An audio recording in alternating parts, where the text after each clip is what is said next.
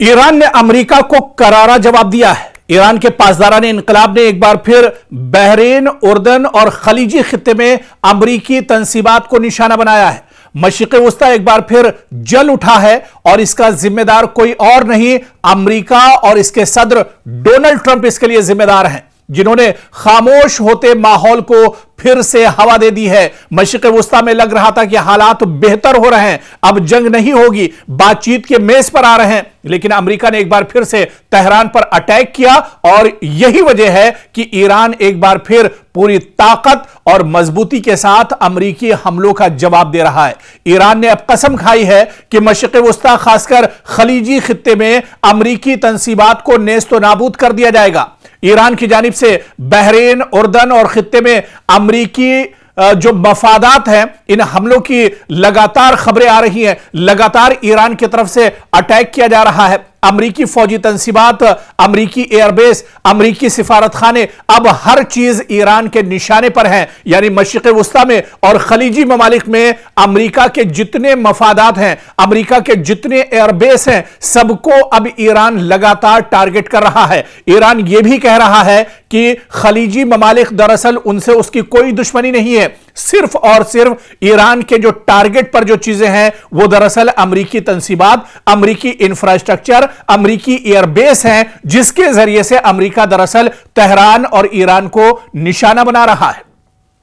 तो अब दरअसल जो जंग ईरान ने छेड़ी थी, आप पहले और माजी में जाइए, देखिए कि किस तरह से इजराइल और अमेरिका ने ताबड़तोड़ तेहरान पर हमला किया था और इस हमले में ईरान के supreme leader Ayatollah Ali Khamenei की शहादत होती है। हालांकि इस शहादत के बाद भी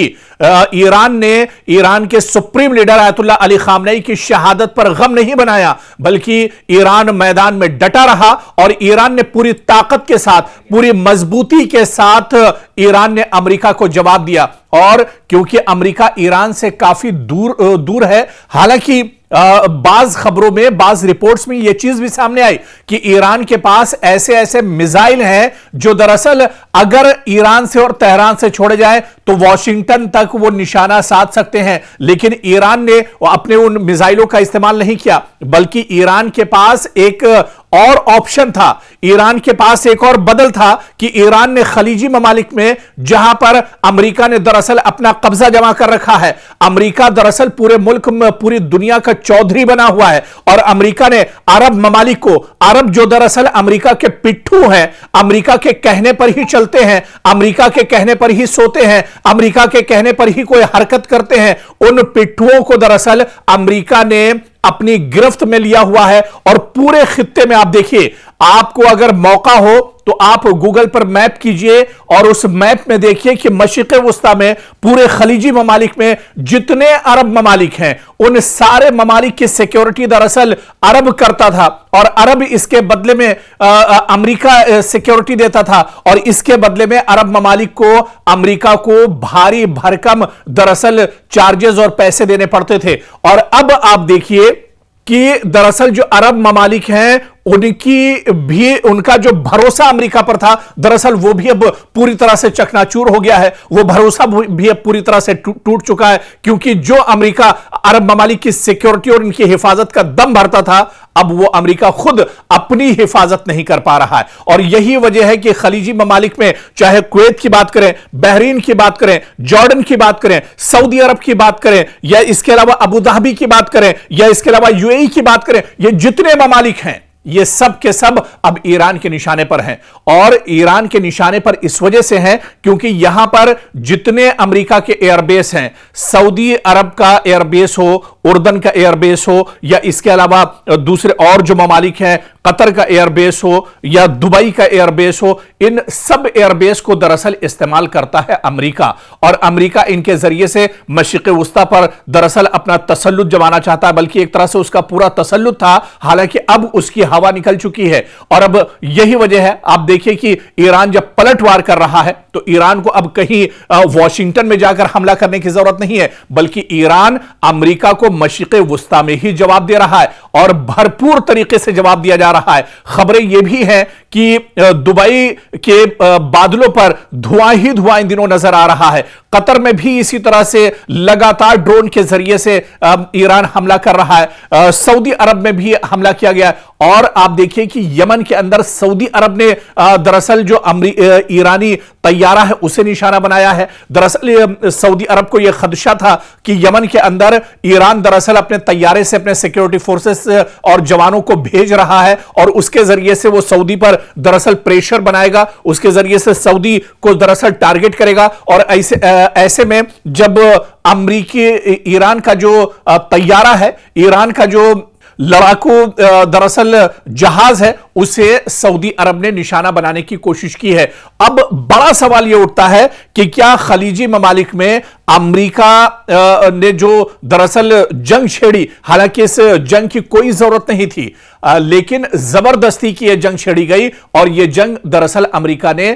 इजराइल के इशारे पर छेड़ी थी। अब आप देखिए कि इसके बाद से अब हालात मशरिक़ वुस्ता में और ज्यादा खराब होने जा रहे हैं। अब जिस तरह से यमन में जो कुछ हुआ है, जिस तरह से सऊदी अरब ने अब इंटरफेयर किया है, क्या अब यह सीधे सीधे एक बड़ा टकराव मशरिक़ वुस्ता में और खलीजी ममालिक में सऊदी अरब और ईरान के दरमियान अभी ये एक बड़ा टकराव हो जाएगा? क्या अब यहां पर हालात और ज्यादा खराब हो जाएंगे? क्या अब ईरान को एक साथ कई निशानों पर एक तरह से टारगेट करना पड़ेगा, कई जगहों पर एक साथ दरअसल निशाना साधना पड़ेगा ईरान को? क्योंकि अब हालात पहले से बहुत ज्यादा खराब हो रहे हैं। अबनाए हुर्मुज को आप ले लीजिए, अबनाए हुर्मुज को अब पूरी तरह से बंद कर दिया है ईरान ने। दरअसल यह दावा तो अमेरिका कर रहा है कि अबनाए हुर्मुज को हमने बंद किया है, लेकिन सच्चाई यह है कि अबनाए हुर्मुज अभी भी ईरान के पास है और ईरान पूरी मजबूती के साथ इस पर अपना कब्जा जमाए हुए है। और ईरान ने यह कह दिया है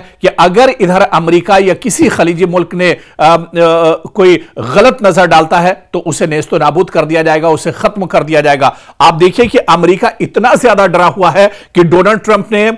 जो उसका सबसे मजबूत पानी का जो जहाज है, जो बेड़ा है यूएस अब्राहम, उसे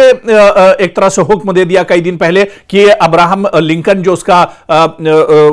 फौजी जो बेड़ा है उसे समंदर से दूर लेकर जाया जाए ताकि ईरान वहां तक इसे निशाना न बना सके या ईरान उसे टारगेट न कर सके। और तो और, यह तो अब्राहम लिंकन की बात है। खुद डोनाल्ड ट्रंप दरअसल इतना डरे हुए हैं, डोनाल्ड ट्रंप इस बात को लेकर डरे हुए हैं कि कभी भी ईरान उनको निशाना बना सकता है, ईरान उनका कत्ल कर सकता है। और यह बात खुद किसी और ने नहीं, किसी मीडिया ने नहीं, किसी अखबार ने नहीं, किसी टीवी ने नहीं, बल्कि खुद डोनाल्ड ट्रंप ने एक प्रेस कॉन्फ्रेंस में कही। उनका डर दुनिया के सामने जाहिर हो गया कि ईरान के वो निशाने पर हैं, ईरान उनका कभी भी दरअसल कत्ल कर सकता है। और ऐसे में वो इतना ज्यादा घबराए हुए हैं, इतना ज्यादा परेशान है कि दुनिया भी अब यह मानने लगी है कि वाकई में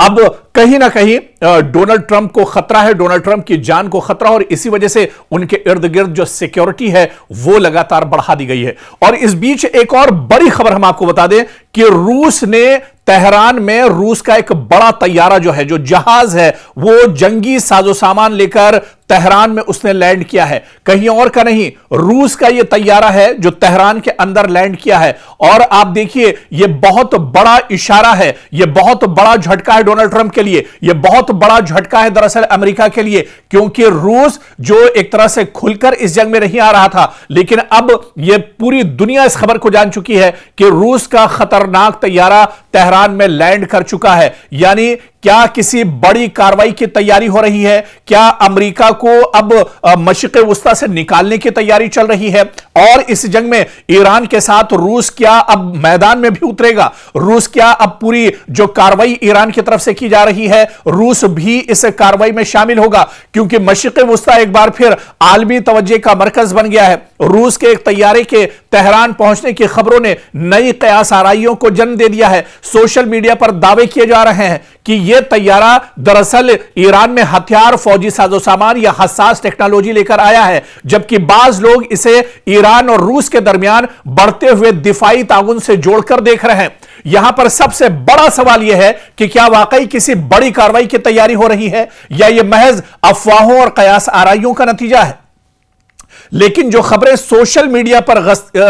गश्त कर रही हैं, जिस तरह की खबरें सोशल मीडिया पर आ रही हैं, उससे यह समझना जरूरी है कि रूसी तैयारे का तेहरान पहुंचना यह दरअसल इस बात का सबूत है कि रूस ईरान के साथ खड़ा है। रूस इस जंग में दरअसल अमेरिका को हराना चाहता है। रूस दरअसल डोनाल्ड ट्रंप के गुरूर को चकनाचूर करना चाहता है, और इसी वजह से आप देखिए कि रूस की तरफ से इस तैयारे में फौजी, सिफारती और कार्गो जो परवाजें हैं, मुख्तलिफ वजूहात की बिना पर आप देखिए कि ये जो तमाम तैयारियां हैं, ये जो साजो सामान है, दरअसल ईरान इसका इस्तेमाल अमेरिका के खिलाफ करेगा। मशरिक़ वुस्ता में जिस तरह से अलग अलग ममालिक में लगातार हमले ईरान को करने पड़ रहे हैं, ईरान का डिफेंस सिस्टम और मजबूत हो, इस वजह से भी यह बड़ी कार्रवाई मानी जा रही है। और अब रूस का ईरान के साथ इस जंग में कूदना, यह दरअसल कई तरह के इशारे कर रहा है। यह सबसे बड़ा दरअसल झटका अमेरिका के लिए होगा, और इसी वजह से डोनाल्ड ट्रंप अब बहुत ज्यादा घबराए हुए हैं।